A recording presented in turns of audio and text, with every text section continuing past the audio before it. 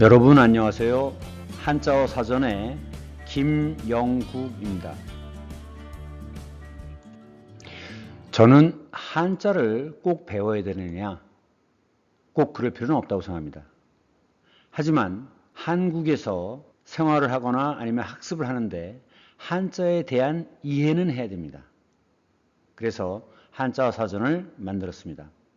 우선 한자를 가장 쉽게 이해하기 위해서는 육서가 무엇인지 그리고 사물이 무엇인지 그래서 육서에 대해서 배우고 그 다음 육서의 대표적인 85%를 차지하고 있는 형성이 어떤 것인지를 이해하고 이것에 대해서 연습을 해보려고 합니다. 자, 그러면 제 이름이죠. 김영국입니다. 지금 이것은 한자일까요? 한문일까요? 네. 제 이름, 이것은 한자입니다. 한문이라고 하는 것은 문은 문장이기 때문에 이것은 외국어입니다. 그래서 한자이기 때문에 이것은 김영국이 되지만 한문이라면 앞에 것이 주어, 그 다음 서술어, 그 다음 목적어의 구조가 되어야 되는 겁니다. 그런데 한문은 그 문장의 순서가 우리 한국어와는 다릅니다. 그래서 몇 년 전에 남침이냐 북침이냐 뭐 이런 얘기 갖고 설왕설래 했는데 자, 북쪽에서 남쪽을 공격했다. 그러면 뭐죠? 남침이죠. 근데 왜 헷갈리느냐? 이 남과 북을 주어로 보느냐 목적어로 보느냐 이게 문제입니다. 즉 주어가 된다면 남쪽이 침략했다는 거죠. 그런데 목적으로 본다면 남쪽을 침범한 겁니다. 이 논란은 결국 중국어의 문장 구조에 대한 이해가 부족하기 때문에 생긴 혼동이라고 생각합니다. 그러면 이 한자 사전이 그럼 어떤 분에게 필요하냐? 이것은 자기 주도적 학습을 원하는 중고등학생들의 학습서가 되고자 합니다. 이 남학생을 기준으로 얘기할 때 남학생들은 중학교 3학년 중반기쯤 되면 스스로 자기 중심을 세워나가기 시작합니다. 그래서 학원에 시달리지 않은 중3 학생들은 충분히 자기 주도적 학습이 가능하다고 봅니다. 두 번째는 자녀의 학습을 돕고자 하는 학부모의 지도서가 되기를 원합니다. 그리고 상식 과목을 준비하는 수험생이라든가 또는 중국어, 일본어를 공부하거나 한자 급수 시험을 준비하시는 분들 그리고 특히나 다문화 가정의 자녀들 그리고 해당 학부형이 이 한자 사전을 보셨으면 좋겠습니다.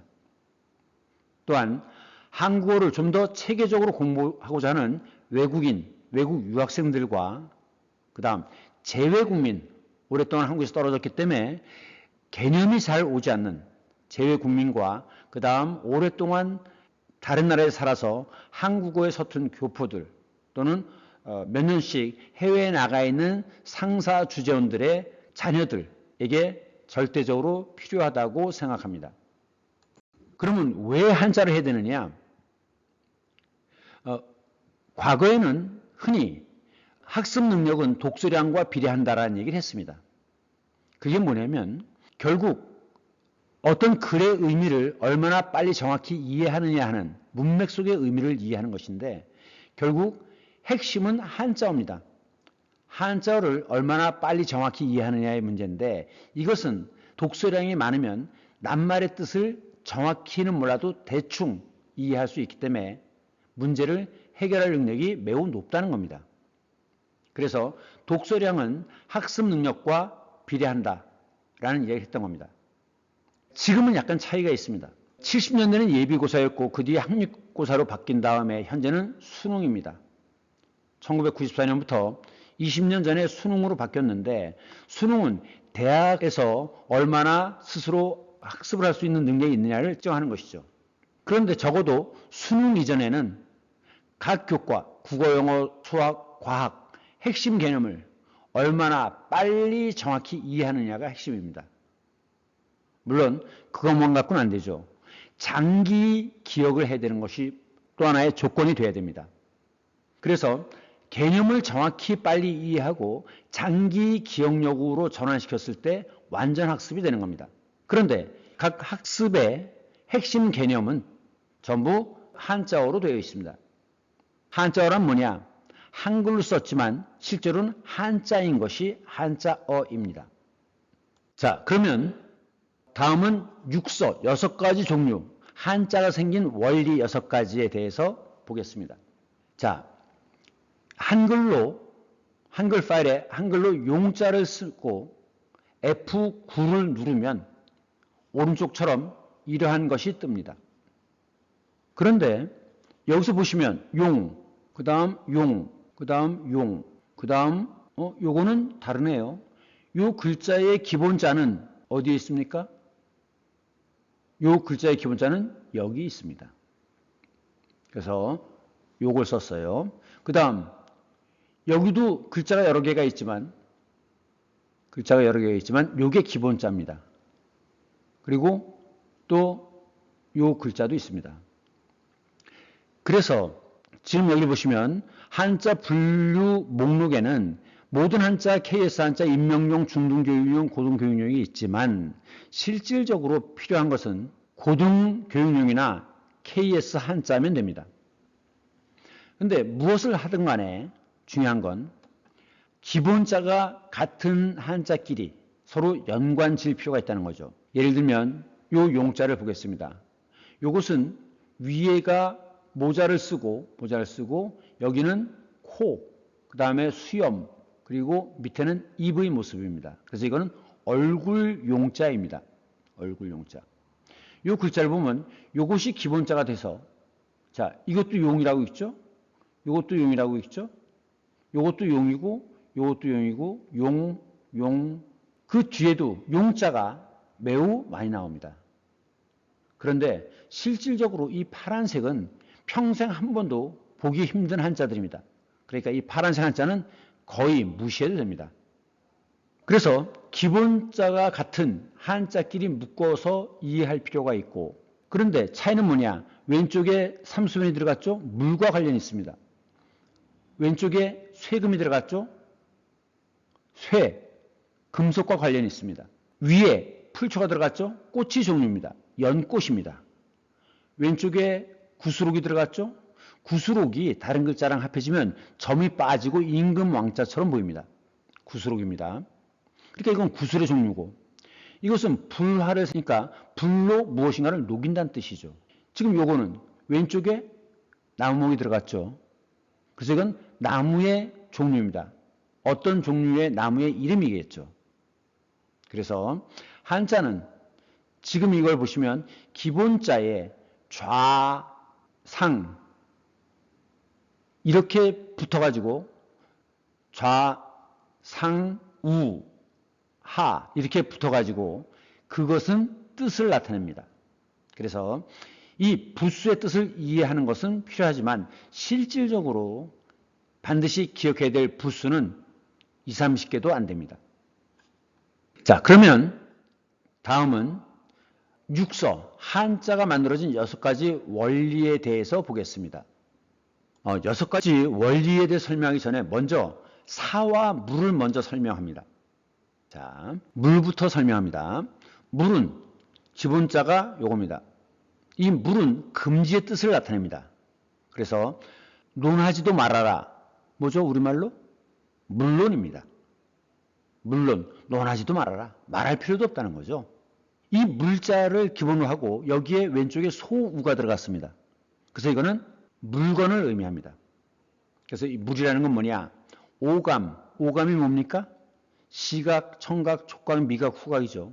그걸 통해서 인식되어지는 대상, 예를 들면 이런 칠판이라든가 어머니라든가 사과 이런 것들은 물입니다. 그럼 사라는 건 뭐냐? 존재하긴 하지만 사랑, 우정, 행복 존재하긴 하지만 감각으로는 인식되어지지 않는 겁니다. 이런 것이 사입니다. 그래서 이 세상에 존재하는 보고 듣고 만질 수 있는 모든 걸 통틀어서 얘기할 때 만물이라는 표현을 쓰죠. 만물. 그리고 보고 듣고 맛을 볼 수는 없지만 존재하는 모든 것들을 사라고 합니다. 그래서 만사라고 하죠. 세상 만사. 만물. 만사 이렇게 얘기합니다. 한 가지 덧붙이자면 이렇게 감각을 통해서 인식되어지는 대상에 대해서 공부하는 것이 뭐냐? 이것을 이과라고 합니다. 이과.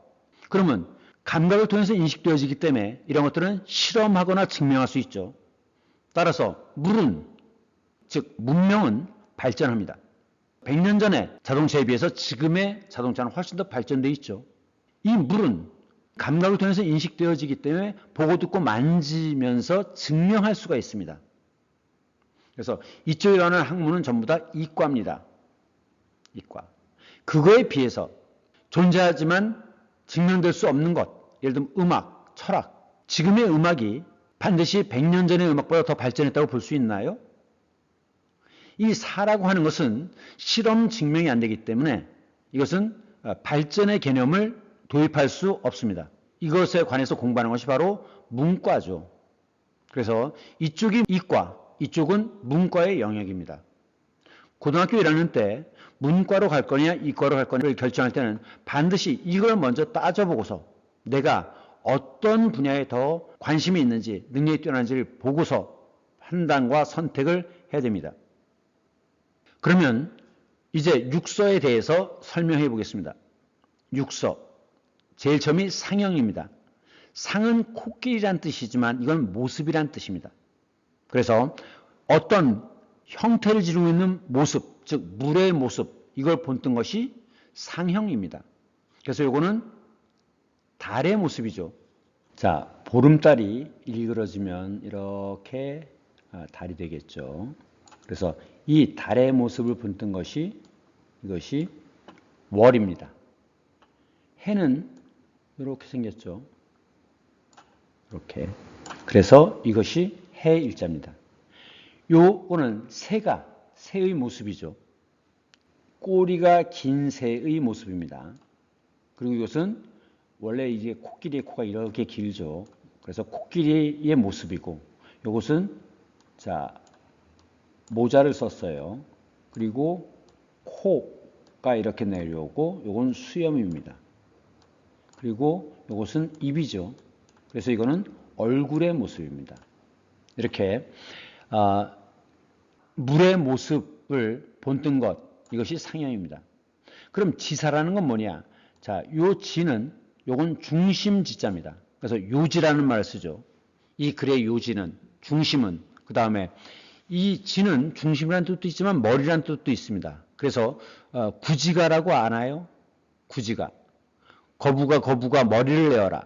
그때 그 거북이의 머리, 이게 구지입니다. 중심, 머리란 뜻인데 왼쪽에 뭐가 들어가냐면 이게 손수자가 들어가면 이렇게 쓰입니다. 그래서 이건 손가락으로 가리키다라는 뜻입니다. 그리고 사, 기억나죠? 감각으로 인식되어지지 않는 어떤 것. 그래서 사의 위치나 개수를 표현한 것. 예를 들면 자 어떤 것에 위에 있어요. 위. 그래서 이게 상자. 어떤 것에 아래에 있어요. 그래서 이게 하자. 어떤 것에 가운데를 뚫죠. 이게 위치입니다. 그래서 위치나 또는 자 손이 이렇게 있죠. 손이 이렇게 있어요. 그래서 왼손 오른손인데 어디야? 여기야.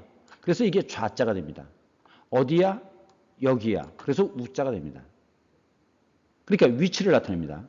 그 다음에 이것은 옛날에 붓으로 개수를 표현했죠. 그래서 붓이 몇 개? 한 개. 몇 개? 두 개.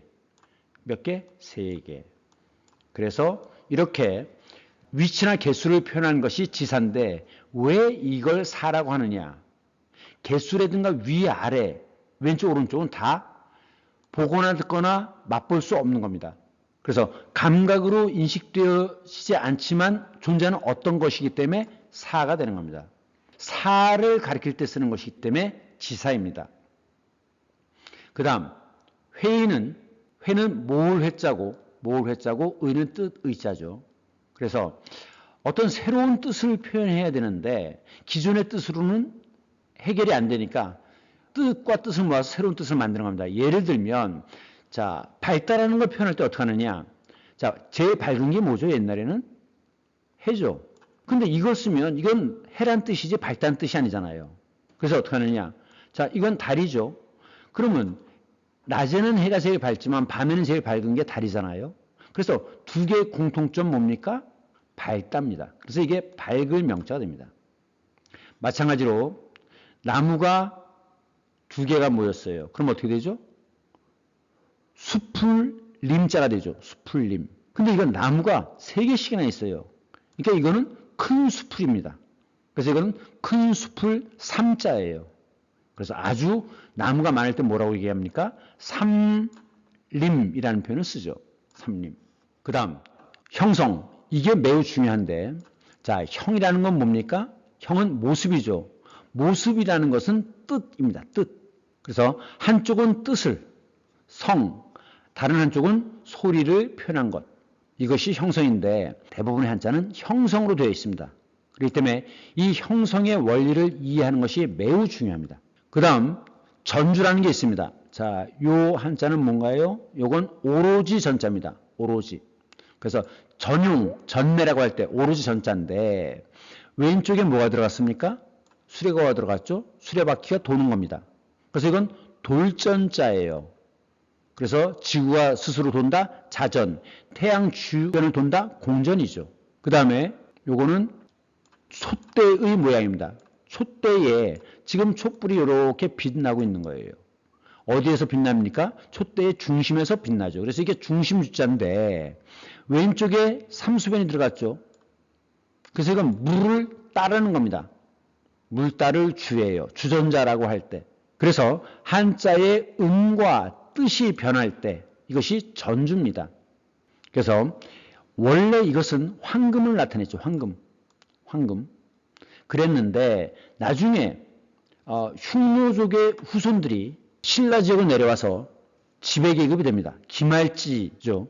이 황금은 나중에 그 스키도 시베리아 문화를 얘기할 때 설명하겠지만 황금은 초원의 길을 따라서 한반도까지 전해지고 황금을 숭상합니다. 그래서 스키도 시베리아 문화의 영향으로 신라의 경우에는 황금으로 된 장식물이 매우 많죠. 특히 유명한 게 왕관 아닙니까? 그랬는데 나중에 이 황금이 왕을 상징하게 됐어요. 그러니까 그 기말지 이런 사람들 감히 왕만 쓸 수 있는 걸 금을 성에 쓸 수 없다. 그래가지고 금에서 성이 사람 성을 쓰면 김으로 바뀝니다. 그러니까 사실은 저도 옛날에는 김영국이 아니라 금영국이었겠죠. 지금도 이렇게 쓰면서 금으로 읽는 사람들이 우리나라에 몇만 명쯤 있습니다. 하여간 이렇게 뜻과 음이 이렇게 바뀌는 것을 전주라고 합니다. 그 다음에 요거는 뭐냐면, 자, 요 왼쪽, 오른쪽에 있는 거 요건 실이죠. 그리고 요건 나무입니다. 나무로 실을 묶어서 요 가운데 거 요거는 공명통입니다. 그래서 악기예요. 그렇기 때문에 음락이 아니죠. 음악입니다. 근데 사람들은 이 악기를 좋아해요. 그래서 좋아한다는 뜻으로 바뀌면서 요라고 있습니다. 그렇기 때문에 인자는 요산하고 지자는 요수하니라 나오죠. 그 인자한 사람은 산을 좋아하고 요산, 지혜로운 사람은 물을 좋아한다 라는 겁니다. 이것이 나중에 오행에 대해서 설명할 때 물은 지혜와 관련이 있습니다. 그 다음 이것이 다시 즐겁다라는 뜻으로 바뀌면서 음도 락으로 바뀝니다. 그래서 극락이라는 표현을 쓰죠. 극락. 그 다음 마지막으로 여섯 번째. 자, 요거는 가자입니다. 가. 빌가자예요. 빌가. 여기에 만일 해 일자가 들어가면 이것은 시간이죠. 그래서 휴가라고 할 때 쓰는 글자입니다. 그런데 이 사람인 대신에 벌레 충이 들어가면 이것은 새우가 됩니다. 그래서 음이 바뀌어요. 가에서 하로. 그래서 큰 새우를 대하라고 하죠. 그래서 이건 빌다라는 뜻이고 이 차도 역시 차입, 차관처럼 빌어온다는 뜻입니다. 그래서 가차라는 건 뭐냐? 뜻과 관계없이 소리만 빌려 쓰는 것입니다. 이것이 가차입니다. 이게 이제 오이로빠, 한자로 오로빠라고 있는데 중국 발음은 이게 오로빠입니다. 오로빠. 그런데 우리 한자 발음으로는 이것이 구라파입니다. 그래서 동구라파, 동구, 서구라파, 서구, 북구라파, 북구라고 얘기하죠. 동유럽, 서유럽, 북유럽을 얘기하는 거죠. 그 다음 베를린의 경우에는 베를린의 가차가 백림입니다. 1960년대에 동베를린 사건이 있었어요. 간첩으로 몰았던 사건이 있는데 그게 동백림 사건입니다. 이 백림이라고 하는 것은 베를린의 가차예요. 그 다음에 혹시 여러분들 그 토이기 행진곡이라고 들어봤습니까? 그 인류 역사에서 최초로 군악 연주를 했던 나라가 터키입니다. 오스만 터키죠. 그래서 이제 그쪽에 터키 음악이 매우 유명한데 특히 이제 군악, 행진곡이 유명하죠. 그래서 그 행진곡을 토이기 행진곡이라고 했습니다. 이 토이기라고 하는 건 터키의 음차입니다. 그 다음 지금 중국에서 코카콜라를 뭐라고 쓰죠? 이렇게 쓰죠. 이게 중국 발음으로는 커흐거러랍니다. 비슷한가요? 코카콜라? 커흐거러. 물론 우리 발음은 가구가락입니다. 그러니까 이렇게 뜻과는 관계없이 가히 입이 가히 즐겁다. 코카콜라의 뜻과 관련이 없죠. 코카콜라는 무엇을 넣어서 만듭니까? 네, 코카잎을 넣어서 만들었죠. 그래서 그 몸이 부르르 떨리는 증상, 이것은 코카잎, 마약 성분이죠. 코카잎과 관련이 있기 때문에 그렇습니다. 그런데 이 코카잎의 문제가 미국에서 문제시되면서 그전에는 코카를 콜라에 넣었는데 그 다음부터는 코카잎을 넣지 않고 다른 거로 바꿨다고 하는데 도대체 무엇을 넣었는지는 영업비밀이라고 알 수 없습니다. 그러니까 이 코카는 코케인과 관련이 있는 겁니다. 자, 한자는 85%가 형성으로 되어 있다 그랬죠. 그래서 육서의 원리에 의해서 나뉘어지긴 하지만 같은 글자끼리 분류해야 편합니다. 그러면 형성을 가지고 연습을 해보겠습니다. 왜 형성이 중요하냐면 한국 발음에는 향수와 향수가 있습니다. 뜻이 어떻게 다르죠? 이건 고향에 대한 그리움이죠. 그리고 이것은 퍼퓸, 향기가 나는 물이고 이건 누린다는 뜻입니다. 그래서 85살까지 살다가 돌아가셨다고 할 때 향년, 누린 나이 85세 이렇게 얘기를 합니다. 그리고 다시 강조하지만 느낌으로 한자를 구분할 수 있으면 되지 굳이 한자 쓰는 법까지 익혀라 동의하지 않습니다. 자, 그럼 연습을 해봅시다. 이것은 모자고 그 다음 이것은 코, 이것은 수염, 이건 입이죠. 그래서 이건 얼굴입니다. 미용실이라고 할 때 이 한자 쓰죠. 그 다음에 용모, 단정이라고 할 때 이 용을 씁니다. 그럼 여기엔 뭐가 들어갔습니까? 풀이 들어갔습니다. 즉 꽃의 종류죠. 그래서 이거는 연꽃입니다. 그렇기 때문에 부용이라고 하죠. 부용. 이것은 삼수변이 들어갔죠. 그래서 물에 녹인다는 뜻입니다. 녹일용, 용해, 용융. 그 다음 이것은 쇠금이 들어갔어요. 그러니까 쇠를 녹인다는 뜻입니다. 이것도 불화가 들어갔습니다. 그래서 불로 녹이는 겁니다. 그래서 이거는 물로 녹이지만 이 두 개는 불로 녹이는 겁니다. 의미가 약간 다릅니다. 그 다음 구수록자를 다른 글자 옆에 쓸 때는 이렇게 씁니다. 다른 글자와 함께 있는 이것은 임금 왕자가 아닙니다. 구수록입니다. 따라서 이것은 구술의 종류가 되겠죠. 그러니까 구술 용자입니다. 이거는 자 용자에 왼쪽에 나무가 들어갔죠. 따라서 이건 나무의 종류입니다. 나무 종류인 용입니다. 이것은 소근거릴 용자입니다. 이거는 몇 산이 들어갔죠. 그래서 이건 좁다는 뜻이겠죠. 이것도 왼쪽에 연꽃 용자에 다시 나무가 들어갔으니까 나무의 종류입니다. 오른쪽의 것은 이건 기와입니다. 그래서 기와의 종류가 되겠죠. 이것은 왼쪽에 수레거가 들어갔으니까 수레에 사용되는 무슨 도구나 위치가 될 겁니다. 그래서 이건 다 용이라고 있고 뜻이 요 빨간색 요것처럼 뜻이 바뀝니다. 그래서 처음 보는 글자라 하더라도 그 뜻을 짐작할 수 있습니다. 그 다음 보면 자 이것은 조개입니다. 큰 조개. 옛날에는 농사를 지을 때 조개를 가지고 땅을 팠대요. 그래서 이건 농사농자입니다. 삼수변이 들어갔죠? 짙을 농자입니다. 그 다음에 요거는 왼쪽에 들어가면 이것은 고기육입니다. 그래서 사람 몸과 관계가 있어요. 이것은 사람인이 들어갔죠. 그 다음 이것은 입구가 들어갔습니다.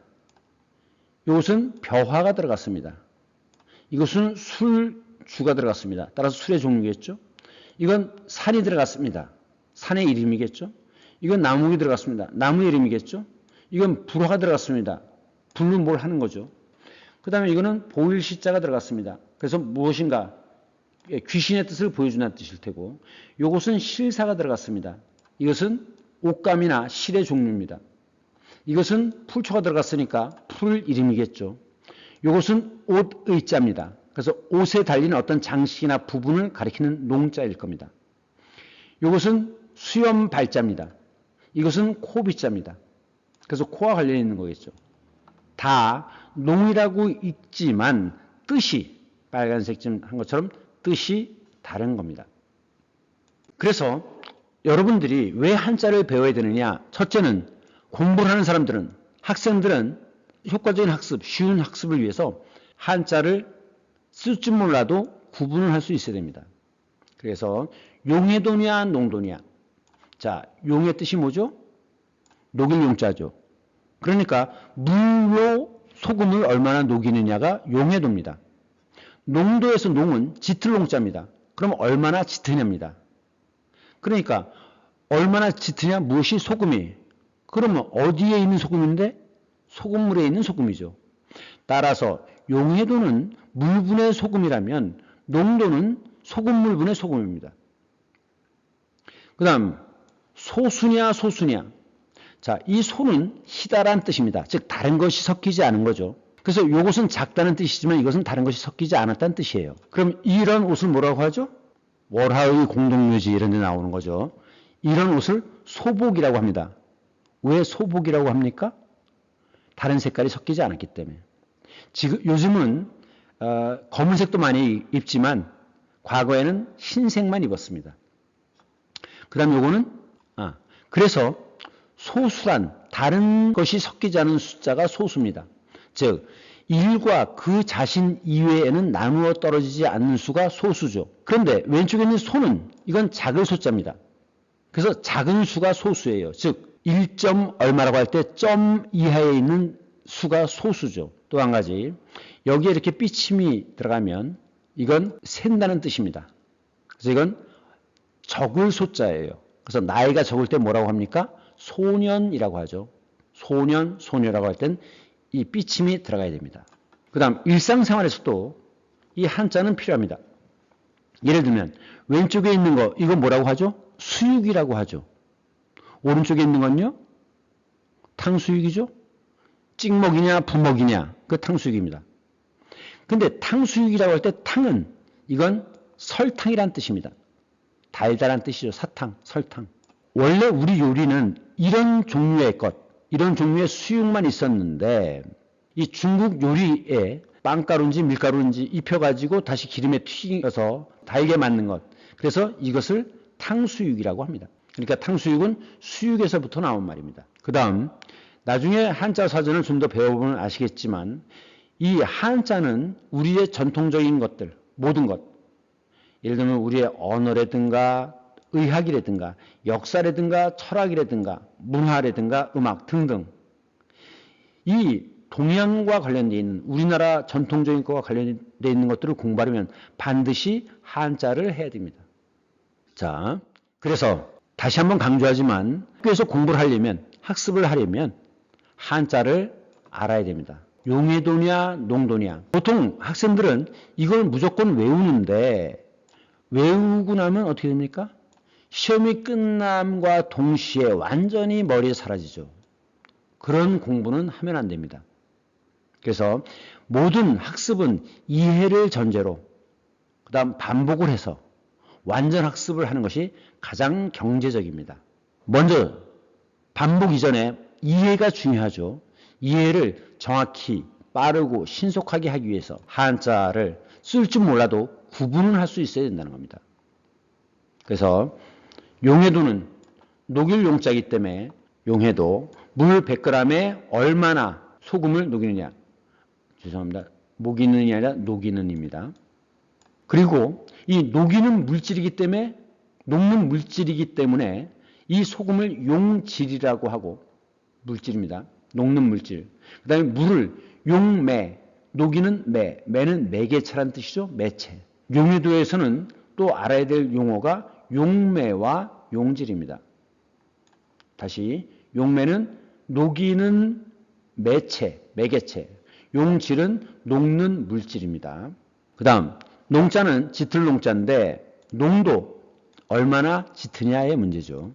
그래서 이것은 소금물에 얼마나 짙게 녹아있느냐이기 때문에 소금물분의 소금인데 이 소금물이라는 건 소금과 물을 합해서 소금물이라고 하죠. 한자의 개념과 연동시키면 훨씬 오래 생생하게 분명하게 구분할 수 있습니다. 절대로 시험이 끝나면 다 잊어버리는 그런 공부를 해서는 안 됩니다. 다음 일상생활 좀 더 얘기하면 자, 요것은 당나라 당자입니다. 그래서 당나라에서 들어온 뿌리이기 때문에 당근이라고 하죠. 홍당무. 그런데 왼쪽에 흑토가 들어갔습니다. 그래서 이건 연못, 흙 사이, 흙 움푹 파인 흙에 있는 연못, 당자고 이것은 쌀 밑자가 들어갔죠. 그래서 쌀을 엿질금처럼 쌀을 발효시켜서 만든 것이 엿입니다. 근데 중요한 건 이 엿 당자는 때로는 당이라고도 읽고 때로는 탕이라고도 읽습니다. 그래서 자 오줌의 몸입니다. 몸. 그리고 이건 물 숫자죠. 그래서 몸에서 나오는 물 뭡니까? 오줌이죠. 그래서 오줌에 설탕이 섞이는 병, 이게 당뇨병입니다. 탄수화물이 분해돼서 단맛이 나죠. 그것이 당분이죠. 그 다음에 단 정도가 얼마냐? 당도라고 얘기하고 그 다음에 약들이 쓰기 때문에 그 약에다 알약, 정은 알약입니다.